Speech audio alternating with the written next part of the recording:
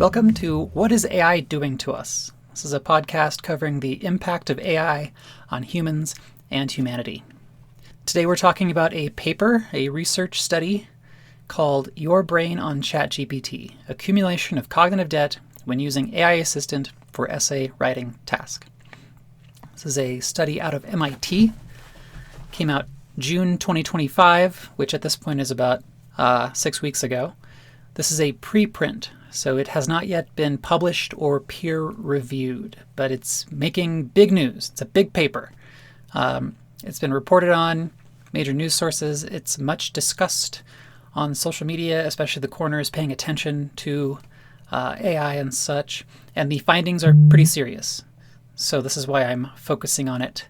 Currently, the main finding from this study is that using AI to replace effortful cognitive tasks, like using our brain for complex things, leads to an accumulation of cognitive debt, and this is very serious. So this suggests, from the results of this study suggest that using AI leads to lasting impairment, quote, diminished critical inquiry, increased vulnerability to manipulation, and decreased creativity, unquote. This is bad for humanity. It's potentially disastrous for civilization. So this is a starting point for this project, this podcast. And we're going to go deeper into the relevant results here soon. I want to introduce myself. I'm VK. I'm a former PhD student. I did some research. I published some field of materials science. So I did some lab work, and then as well as I was a theorist doing computational work.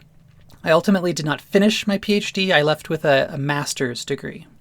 After some time, kind of wandering the wilderness, I realized my passions aligned with human interests, as living meaningfully, understanding how to connect with ourselves, with others, etc. So I am currently in my final year of a Master of Divinity, but I am not myself of any particular religion, and this show is not religious, but that's my educational context. So the reason for this show, this project, is because AI is everywhere. It's blowing up, it's expanding, it's invading pretty much everything we interact with digitally. It's endemic, it's unavoidable, and it's affecting people. It's already affecting people noticeably, individuals and society. And I have taken an interest in this professionally as well as just as a person, and I couldn't find a podcast that focused on this exactly, the interface of AI and people. So I'm taking my interests, which is like meaning-making, human relationship, connection with ourselves, with others, and kind of more broadly, a philosophical point of view, like what is reality and what are we doing in it? What's the purpose of all this? And I'm taking that and taking AI into consideration. How does it affect us? We don't really know. We have very limited knowledge, but it is having an effect. It's changing our lives. It is affecting our relationships, how we connect to our community, how our society is functioning. And I want to know more about that, and I want to share that. I'm going to be taking a scientific outlook with a value system focused on human welfare.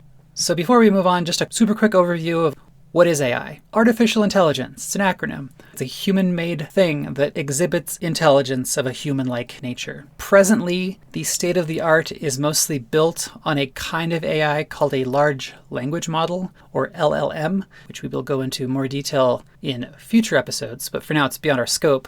For this study, as the title suggests, it's Your Brain on ChatGPT. So this is a study where the AI assistant used is ChatGPT. So when I say AI assistant, I mean ChatGPT, which is itself built mostly of large language models. And these large language models are partially distinctive because they understand something about semantics. They have meaning baked into them. Whereas a search engine is just looking for patterns of symbols. You just give it some text, it searches. It's looking for pattern recognition within other texts. Large language models understand that something like a dog, it connects that semantically to other concepts like animal, alive, breathing, running, barking, things like that. So it has networks of meanings that allow it to do incredible things that we'll be investigating. And you may have already experienced this. If you've interacted with ChatGPT, then you have some idea of what these AI assistants, how they behave and kind of what they can do. So AI is presently, as mentioned, it's endemic. It's everywhere.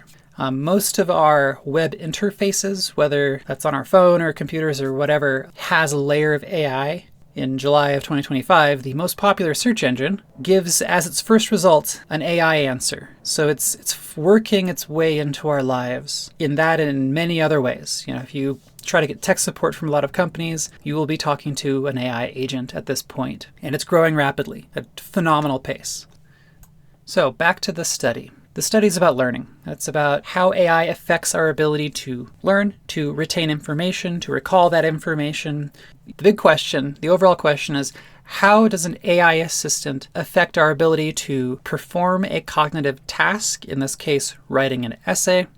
How does it affect how that task is internalized, what we learn from it, how does it affect our memory, the ways we think? There are two main motivating theories for this. So one is cognitive load theory, and this is a theory that correlates mental effort to learning outcomes. How hard we have to use our brain and how that affects what we learn from the process as we're applying this mental load to our brains. And a big result relevant to the study from cognitive load theory is that excessive cognitive load reduces learning ability. If our brains are overwhelmed, we can no longer as efficiently develop what they call schema, systems of learning. What we learn is diminished by an excessive cognitive load. And this combines with some earlier data on AI that suggests that in many cases, AI reduces cognitive load. So it makes the process of finding information easier on our brains. So the study is looking at how that's going to affect something like writing an essay. So the second motivating theory is related to engagement. So this is the level of investment in a task, how much we are motivated to do it, how involved we are, how focused we are.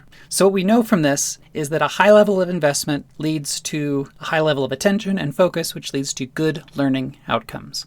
The more invested we are, the more engaged we are, the more we're able to learn, the better our output is. We summon more of our internal mental capabilities when we are engaged. And there is previous research to show that in some cases, AI can improve engagement. So there's examples of AI bots that are trained to behave like instructors, or they behave like emotional support units, and they will help a student re-engage if they encounter difficulties, or they'll be encouraging, they'll help focus a student if they become unfocused, things like that. So there is evidence to suggest that AI can help this. So this is part of what the study is keeping in mind as we go into it. There's reasons to believe, theoretically, that AI could help in such things as writing an essay. And that's the big question, kind of the big question of the study, which is, will an essay assistant improve learning outcomes or not? So the setup, the methodology for this study is they had people write essays. 3 different groups with 3 different levels of assistance, external tools that helped them write the essay. The first group is the brain-only group, and they had no tools. It was just their brain, just their internal resources, them and a word processor, that's it. The second group was the search engine group. So they could use any website they wanted to, search engines or whatever, except for AI assistants. They could not use AI at all. And for our purposes in this episode, we're not really too concerned about the search engine group. Those results aren't that interesting, so we're probably not going to talk about them a lot. But the third group is the AI-assisted group. So they were given ChatGPT for the duration of their essay writing session, and that's it. No other websites, just ChatGPT. And during each session, they were given 20 minutes to complete their essay. There were 3 sessions in the initial phase of the study. 3 essays, 20 minutes each. During the essay, all participants had an EEG brain monitor on. So this is like a type of brain scan. It measures the overall cognitive load, the neural connectivity overall, as well as you can extract sort of types of thinking. It shows which areas are activating over time. And there's a lot of details to this that we're not going to get into. We're going to focus mostly on the conclusions that the authors of this study gave to us, since we are not neuroscientists. So in addition to the 3 essays, there was also a 4th session. So there's a 4th essay that was optional. Not all participants did this. This study had 54 participants do the first 3 sessions, and 18 people did the optional 4th session in the 4th essay. Each essay had a prompt and an assignment. The essay writers were given 3 to choose from at each of the 3 sessions. So 3 sessions, 3 prompts. There were 9 total unique prompts. So each of these 9 prompts were given names. And as an example, one of them is named happiness. And this is the prompt. It's from page 25 of the study. Quote, "From a young age, we are taught that we should pursue our own interests and goals in order to be happy. But society today places far too much value on individual success and achievement. In order to be truly happy, we must help others as well as ourselves. In fact, we can never truly be happy, no matter what we may achieve, unless our achievements benefit other people." Unquote. That is the prompt. And then there's the assignment. And the assignment for happiness is, must our achievements benefit others in order to make us truly happy? And that's what the essay is addressing. It's that assignment at the end there, given the context of the prompt. Now, the fourth optional session had a different prompting method. They personalized the options. So if you went to the fourth session, the 3 prompts you were given as options were the 3 you had already done. So the fourth session essay was a repeat of a previous effort. And there's an important twist. During the fourth session, whatever tool you had been using for the previous 3, you were switched to a different one. So for the participants that had used ChatGPT to write their previous 3 essays, they would now be writing an essay with brain only. They'd be repeating an essay of their choosing with just their brains. The group that had been using only their brains were then switched to the ChatGPT group. So they'd be repeating an essay with the assistance of an AI. And this switching of groups provides important contrast, which we'll get into later. So we're moving on to the results. There are 3 sources of data from this study. The first source of data came from post-essay interviews. So they would have an exam proctor speak to the essay writers minutes after they finished their essay, maybe 5 to 10 minutes. The second source is statistical analysis of the essays themselves. So they took the text, they analyzed it, compared it with various statistical tools. In addition, this analysis includes measuring how the AI was used. They took data on that as well. And the third source is from brain scan data. Those are the big results. Those are the ones that lead to the real meaningful results. This whole paper is 143 pages long. That's very long for a paper. There is a ton of detail. We are skipping most of it. We're focusing on the big results. It's there if you want to get into it, obviously. It's plenty of weeds to get lost in if that's what you're looking for. So looking at the post-essay results, the one that jumped out to me, I think the one that's most important, is that after writing their essay, each participant was asked to provide a quote. And they looked at how often the participants were able to accurately quote their essay, which again was written just minutes prior. And what they found for the very first session, session 1, is that almost every person in the AI group could not quote accurately from their essay. And in the other 2 sessions, they also struggled to provide quotes. Whereas the brain-only group, the ones that wrote the first 3 essays just from their brains, were overwhelmingly able to provide an accurate quote from what they had written. This post-essay interview question about providing an accurate quote had some significant results in the 4th session. The group that was AI to brain, they had used AI for the previous 3 sessions, now they used only their brain, they were asked to provide a quote. Now, if there were no lasting effects from using AI, if it was just about which tool you had in that moment, if it didn't change your brain at all, we would expect that because they were now using their brains, they would be able to provide an accurate quote far more reliably than the session 4 group that now had to use, or that now used ChatGPT. However, the group that had used AI for the previous 3 sessions, despite using their brain only for the 4th one, they struggled to provide an accurate quote. Whereas the group that had used their brains for the first 3 and then were switched to the AI group, they overwhelmingly succeeded in quoting their essay, despite using AI. So already, from talking to the participants, this implies that there is lasting impairment as a result to using AI. And if you want to look at the specific wording used in the paper, I'm pulling from page 40 and page 140. So moving on to the statistical analysis of the essays, which is called, the broad term is natural language processing, NLP. They used a lot of different methods. They looked at a lot of different things. We're skipping most of that. What I want to focus on, what seems to me the most important thing, is on figure 27 on page 55. Now this figure shows a statistical comparison of unique phrases in the 3 groups. So in the AI group, search engine, brain only. Specifically, this is in the essays that were written with the happiness prompt. And what this shows is that the AI-based essays seem to define happiness as being tied to success in your career and the money you make in your career. Whereas the brain-only essays, people writing just from their mind, from their heart, they seem to define happiness as mostly related to the benefits to society as well as their personal contentment. So in addition to the difference that we see, this implies that these AI systems have a definition for concepts that are related to values, that are related to morality, right? ChatGPT has a semantic understanding of things like happiness, justice, fairness, things like this, truth, these big value-based things, these things that couple to morality, to what is good in life, to what we ought to do, to what a life well lived is, etc.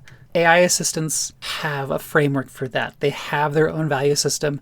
They have a system of morality. But this isn't obvious when you use something like ChatGPT. This is an implied value system, an implied moral framework. And this can affect the results you get in ways that are not obvious. So if you go to ChatGPT and you ask it, I'm frustrated in life, I have these problems, what do I do? How do I live a better life? It may access its definition of something like happiness and then craft a response based on that definition.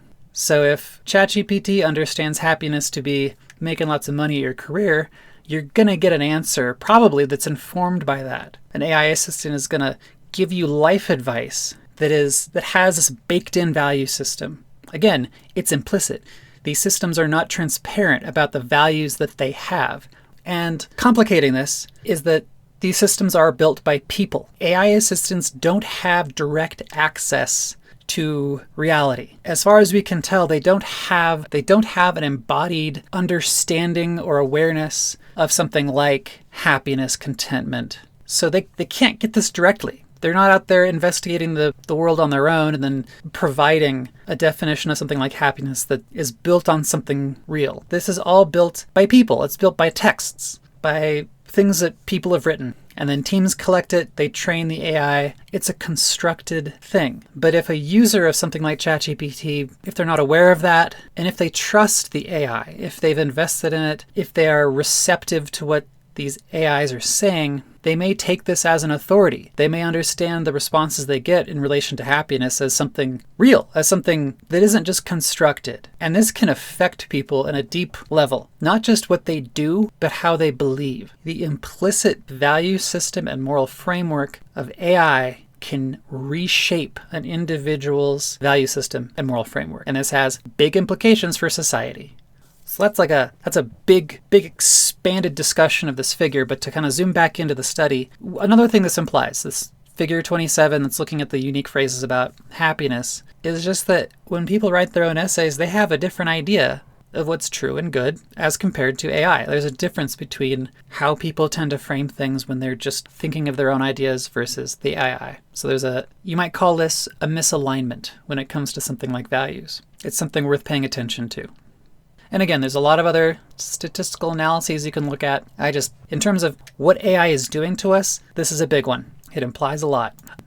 Another relevant result from the statistical analysis of the essays, and this comes from page 133, is that the AI-assisted essays were more similar to each other than were the brain-only essays. So there was a broader variation of themes, topics, words used, ideas when people were writing just from their brain. When using AI, what was written about was in a narrower scope. It was more similar. And this would have implications for something like an echo chamber, that AI would tend to concentrate people into a narrower collection of ideas, concepts, ways of thinking. And this, again, is not obvious. The AI is not going to tell you, oh, by the way, I am leading you to a very specific little region of knowledge and I'm ignoring a lot of other things. You're just going to get an answer, and if you trust it, you trust it. So the effect of this is likely to limit the awareness of a user of AI and to therefore limit their knowledge. If they're going to AI to gain knowledge, to investigate something, AI is going to focus them and reduce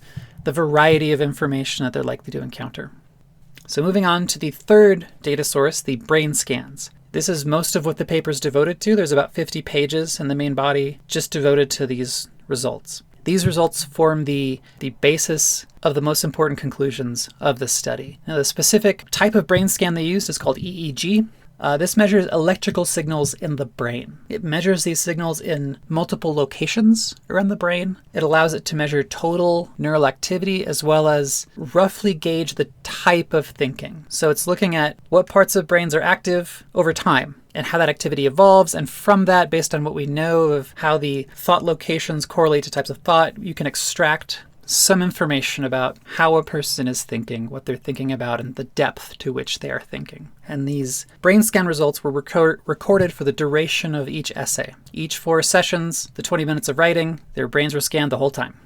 So we're starting with the first 3 sessions, and this is mostly pulled from page 86 of the study. We are comparing the AI-assisted group to the brain-only group. For the brain-only group, the overall picture is stronger neural connectivity. The authors say there was a broad spectrum of neural networks activated in the brain-only group. They call this a, quote, holistic cognitive workload, unquote. The authors call this a, quote, holistic cognitive workload, which includes memory search, idea generation, language formation, and continuous self-monitoring, unquote. These are very strong brain results. Lots of connectivity, lots of activity. The people using just their brains, very engaged. Then looking at the AI-assisted participants, the overall picture is lower connectivity. They had a narrowed intensity and scope of the neural communication. There was a reduced activity in working memory and executive functions, and less sustained concentration. The authors suggest this is because chunks of human thinking were just offloaded to the AI. There's just neural activity that didn't need to happen because the AI did it for them. This also suggests, so the data suggests from this, that there were different types of thinking as well. And the key ones listed are the brain-only group had what they call, quote, bottom-up flows, unquote. This is interpreted as the process of the brain first generating new content creatively, internally to the brain, and then making decisions about how to express that creatively. So it's bottom-up. We generate content from within, and then we execute on that content. It's in the brain-only group. The AI-assisted group had what the authors call top-down connectivity. So their brains, during most of the essay writing process, they were focused on integrating and filtering external content, and then taking that external content and applying it to their overall narrative in the essay. The authors state this is analogous to preparation phase of a creative task. So there are big qualitative differences in the type of thinking done. It is almost as if, based on this data, that writing using an AI assistant is not really writing as far as our brains are concerned. It's just a different process. We're not engaging that deep level of creativity. We're not generating things from within to nearly the degree that we are when we are doing a creative process just with our own resources. So that's the overall picture from the first 3 sessions, the first 3 essays. Looking at session 4, there are some particularly interesting results. Now again, session 4 is where whatever tool you were using for the previous 3 essays, you were switched. So looking at the AI to brain group, 3 essays with AI, 4th one with their brain. We would assume if AI has no lasting impact, that when this group doing the 4th essay with just their brain, we would expect those brain scan results to be quite similar to the brain scan results from the other participants who were just using their brain. That's what we'd expect. That's not what happens. So this is from pages 138 and 139, which summarize these results. What this shows is that the people who used AI 3 times and then their brain had lower levels of neural connectivity overall. They had less internal content generation than those who used their brain only in the previous essays. They also had less cognitive load. This was tied to having weak memory traces and weaker memory outcomes. And there were different patterns. They were writing their brain-only essay, but they had different brain patterns compared to the group that only used their brain in the first 3. They lacked deep neural integration. They had poor long-term neural development. Big differences. And we'll recall that the post-interview question about providing an accurate quote from the essay they'd just written, this group, the AI to brain, struggled to provide a quote. And the authors correlate this. This neural restructuring seems to have lasting effects on a person's ability to recall what they have written in this study. Now, moving on to the brain to AI group, those who spent the first 3 essays just using their brain, now in the 4th session, they're using ChatGPT. Now, if we assume that AI has no lasting effect, then we would expect their brain activity to be similar to the AI group from the previous 3 sessions. But again, this was not the outcome. There was a surprising result. More brain activity overall. This is from page 139. The brain to AI group, quote, exhibited significant increase in brain connectivity across all frequency bands when allowed to use an AI on a familiar topic. This suggests that AI-supported re-engagement invoked high levels of cognitive integration, memory reactivation, and top-down control, unquote. Now remember, 4th session, they are repeating an essay.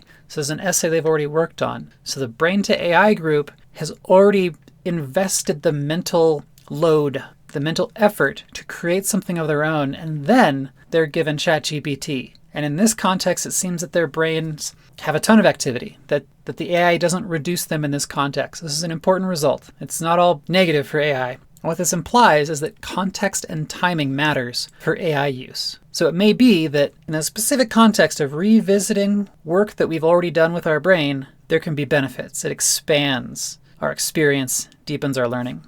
In reading over this, I tied this back to figure 32 on page 57. This is a figure that looked at how the AI was used, like what types of work the participants were using ChatGPT to accomplish. It compares the first 3 sessions, the AI-only group, to the 4th session, the brain to AI group. And what this shows is that the AI-only group for those first 3 sessions mostly used the AI to write their essay, for essay writing, and for clarification. It was aimed at generating the content itself. Whereas for the brain to AI group, the ones who only had ChatGPT for that 4th session, they mostly used it for information seeking and inquiry. And that was the mode that was associated with lots of neural activity, deep neural connectivity. So it may matter also how we use AI. Not just when, not just context, but how we use it. If we're using it to seek information, to expand our awareness, then maybe there are benefits. Whereas if we're using it to sidestep a creative process, we might just be diminishing our brains and reducing our human capabilities. So looking at the summary for these brain results, the overall picture is that the more external support someone has for a creative task, the less brain activity there is, generally. The authors say that AI bypasses important cognitive processes, including, quote, deep memory encoding, unquote, as well as the semantic regions of the brain. For this essay writing task, AI bypasses deep memory encoding and the semantic regions of the brain. Less memory, less integration with our internal meaning systems. And this is related to an inability to quote the essay for the group using their brains after having used AI. It accumulates. This is the big scary result. This is the big one. This is why everyone's talking about this study. They are cumulative effects. The more the participants used AI for their essays, the worse they became at writing essays at all. It diminished their creativity, their memory, these core creative functional parts of their brain. So these are summarized on page 136 of the study. Quote, these findings support the view that external support tools restructure not only task performance, but also the underlying cognitive architecture, unquote. Huge. This is massive. This is changing who we are as people. Our brains are being changed. They're being diminished over time. So there's implications for education that they note on page 138. Quote, AI tools, while valuable for supporting performance, may unintentionally hinder deep cognitive processing, retention, and authentic engagement with written material. If users rely heavily on AI tools, they may achieve superficial fluency, but fail to internalize the knowledge, unquote. So these are the big brain scan results. Our brains are being changed. They're being diminished. There's a lot of other details. Ton of them. 50 pages of analysis you can look into, but these are the big results that we're focusing on. So some quick notes on the limitations and conclusions of this study. The authors note that more research needs to be done. This particular study used a modest number of participants. A broader study would be nice. And the participants used were not typical of the general population. Every participant was an academic of some type, mostly university students, so not a typical person. But the results are still valuable. These are just kind of the limitations of this study. So what does this all mean? What are the implications? What is AI doing to us in this context? The big result, the big conclusion, I should say. It's in the title of the paper. It's the accumulation of cognitive debt, an accumulation of it. This is restructuring of our neural connectivity. It changes our brain, which leads to cognitive debt. It changes our brain for the worse. The more we use AI for tasks like this, according to these results, the more our capabilities are diminished over time. Lasting results. From page 144, quote, this is describing cognitive load, quote, diminished critical inquiry, increased vulnerability to manipulation, and decreased creativity, unquote. These are fundamental aspects of human nature. Our ability to reason, to be rational, to organize information, to orient ourselves to facts. for us to be able to determine with our own internal system of reality what is true and what is false. That's being diminished. It's making us easier to manipulate. It's not just that there might be misinformation or a limited scope of information. It's that the more we use AI, the less we're able to know what is true. And we are, according to these results, increasingly less able to use that information in critical ways. In addition to that, we are less creative. Creativity is something that is practiced. It's a habit. It's something that if we do not use our brains for, our brains get worse at it. Thinking creatively is such a core aspect of being a person. To lose that, to have that diminished, to be robbed of that is horrible for individuals as well as for a society. This indicates that AI is taking something from us over time. We need to pay attention to this. And beyond that, there are results in this study that indicate that we are being exposed to implied moral frameworks and implied value systems, that these AI systems, they have opinions about what is good and bad, what is right and wrong. And these definitions, these values, this moral framework, it is coloring everything they say to us. It's shaping how they communicate and what we receive and the sorts of advice we get, the sorts of information we get, how it frames everything. And this has the power. The more we trust AI, the more this implied value system is going to affect us. It's going to shape us. It's going to change our behavior. It's going to change what we know, what we think we know. It can change what we believe as individuals, as a society. This has the power, the potential to disempower citizens. It's a huge threat. That's what these results indicate. So what can we do? For us, for the individual, an implication of these results is that we need to try to use our brains as often and as deeply and as effortfully as we can. That the more we are creative, the more we push ourselves to write ourselves with our own words, with our own ideas, the more we generate our own meaning, the stronger our brains become. We exercise that. We need to do it the hard way. We need to practice organizing big systems of information, synthesizing that information, communicating it. The more we use our brains ourselves for our own purposes, the stronger our brains will be. So an implication of this, that if we take the easy way out, every time we take the easy way out, when we just trust the AI, when we let the AI do our cognitive work for us, we are losing something every time. Granted, more research needs to be done, but from these results, that's the situation. So do it the hard way. Make the effort and be aware that AI is changing our brains. It's changing the structure, the architecture of our neural connectivity in our brains. So it's not a neutral thing. We are being affected. Us, all of us. So again, this was a discussion of the results and implications of the study, Your Brain on ChatGPT. I am VK. This is What is AI Doing to Us? A podcast covering the impacts of AI on humans and humanity. Thank you for listening.